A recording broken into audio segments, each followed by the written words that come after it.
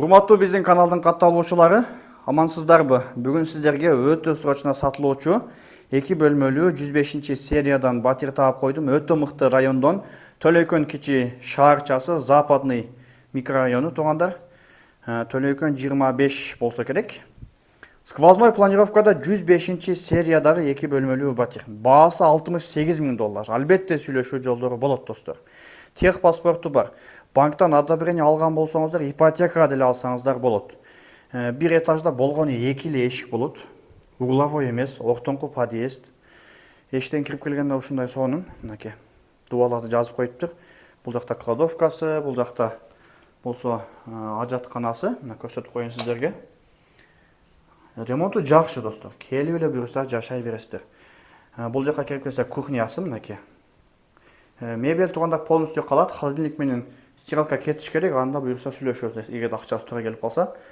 Андан кийин газ, отопление бардыгы центральный, жанында жомок садик, андан кийин Керметоо мектеби жайгашкан. Балдарыңыздар жөө эле мектеп садикке барып келет.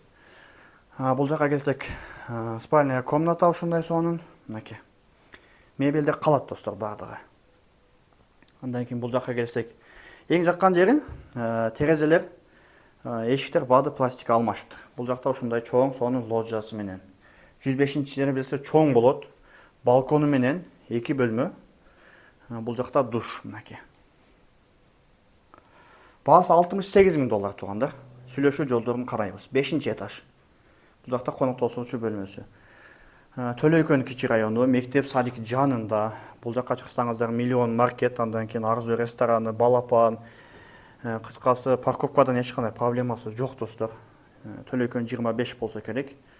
5-этаж. Кимге кызык болгон болсо, чалыңыздар, ээсинин номерин экранга сонун кылып жазып койдум.